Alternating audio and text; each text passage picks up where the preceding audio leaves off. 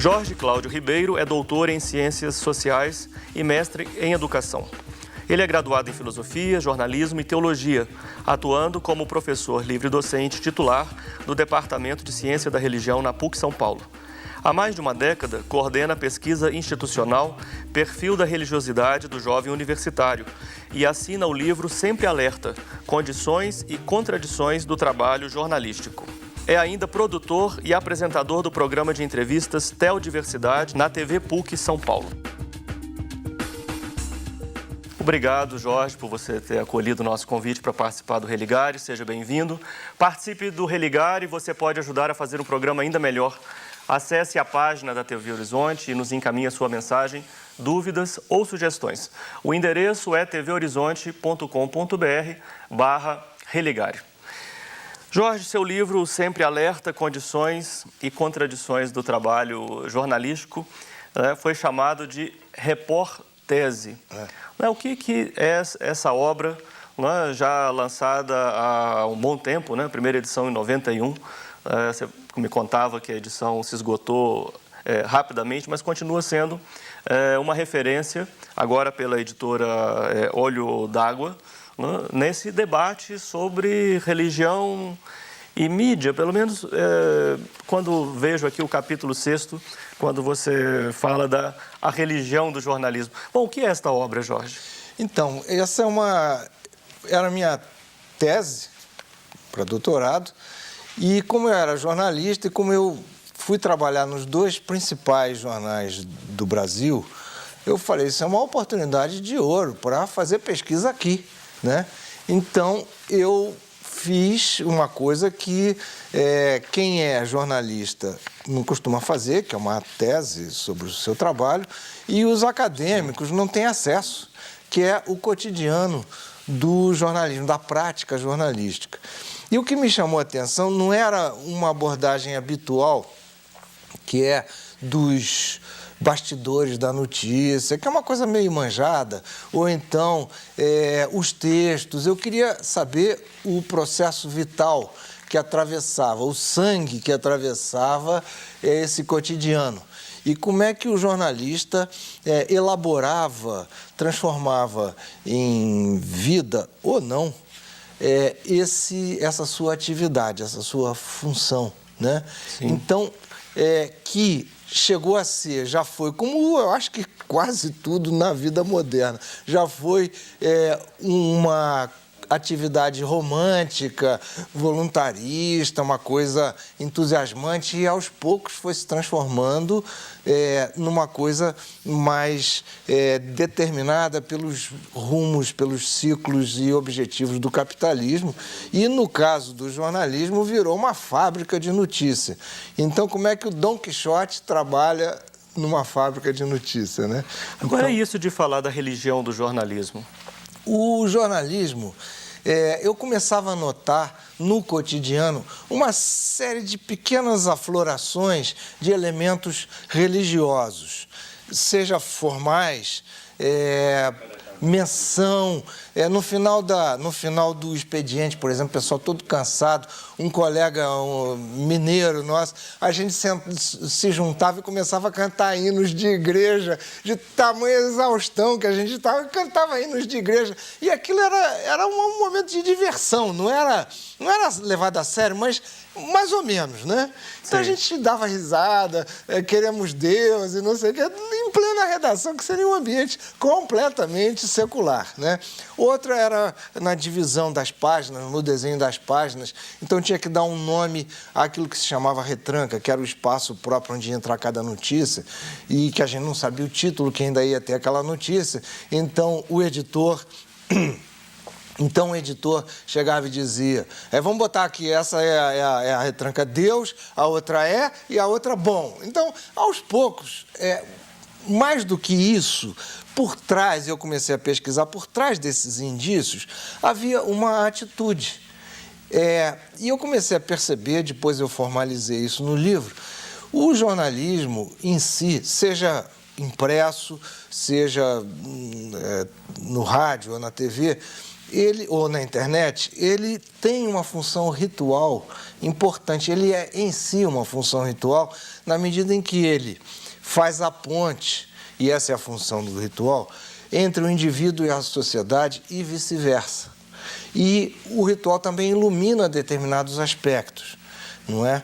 Então, com isso, a própria vida cotidiana, a própria atitude dos jornalistas, dos profissionais que exercem o jornalismo, passou a ser influenciada por essa característica ritual.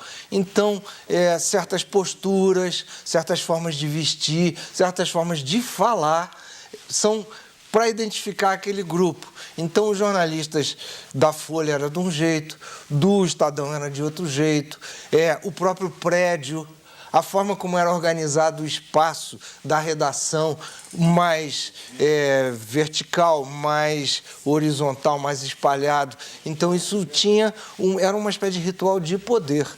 Ao mesmo tempo, o jornalismo é uma atividade que passa pelas fímbrias, pelas margens. É uma atividade que, ao sair da redação e ir para o mundo e voltar da casa para a rua, como diz o Roberto da Mata, acaba tendo que se revestir de certos cuidados mentais para a pessoa.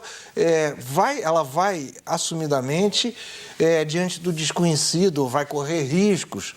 Nem sempre é assim. Agora, como é que fica assim, com o desenvolvimento da atividade jornalística,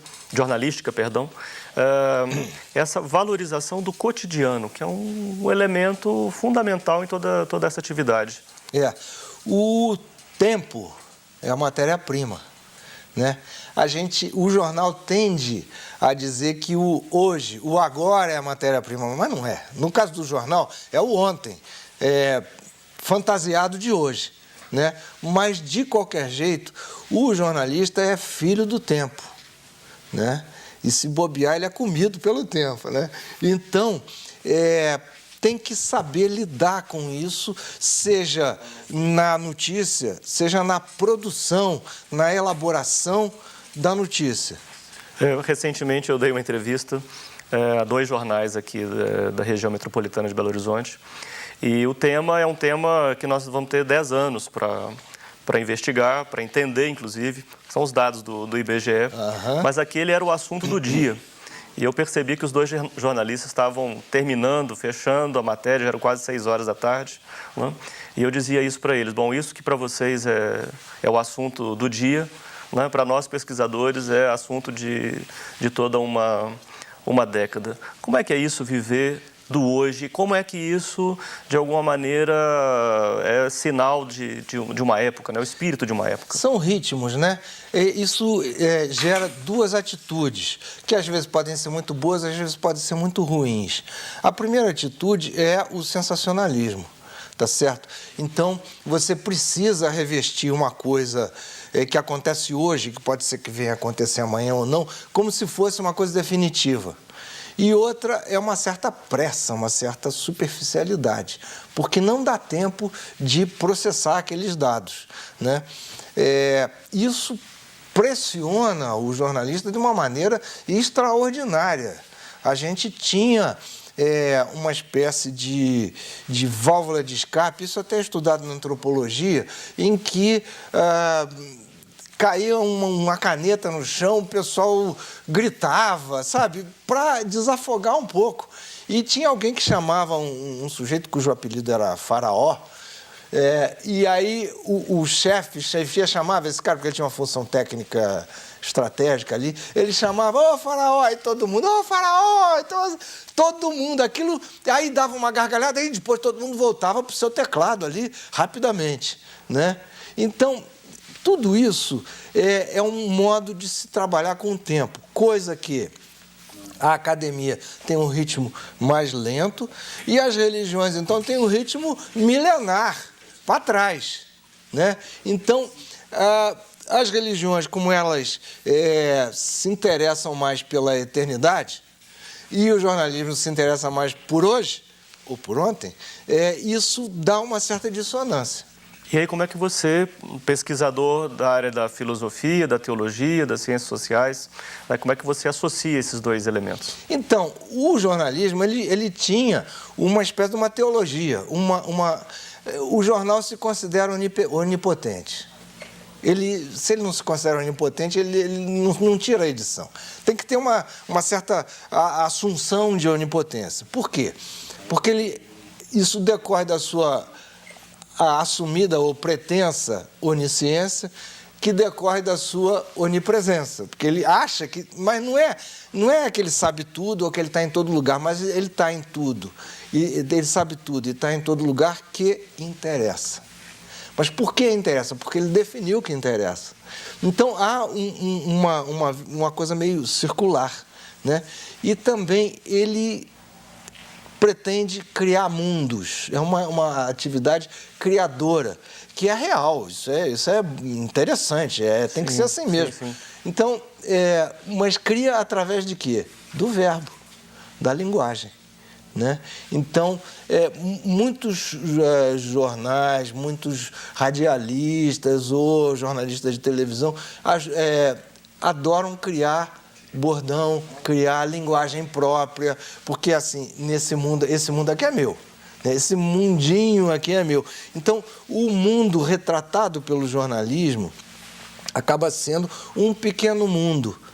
E o pequeno mundo criado pela linguagem é um pouco a definição da religião. Religião é um pouco isso também. Então, há uma afinidade afora. Duas coisas interessantes. Uma é uma mística, uma ética de querer mudar o mundo, querer transformar o mundo, querer denunciar as mazelas, querer construir um mundo melhor. Isso todo aluno de primeiro semestre de jornalismo quer. Ele já vem com essa ideia. Não sei de onde ele tirou isso, mas ele já vem com essa ideia.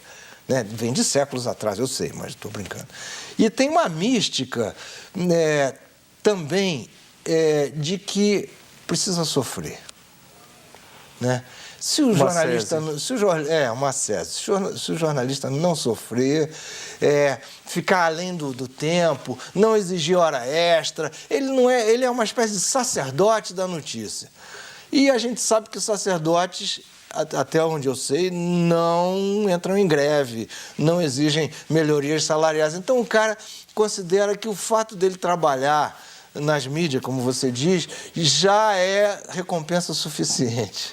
Vamos continuar essa conversa no segundo bloco. O Religare hoje conversa com o professor da PUC São Paulo, doutor em Ciências Sociais, Jorge Cláudio Ribeiro. O tema do Religare de hoje é religião e mídia. Nós vamos para um breve intervalo e voltamos já.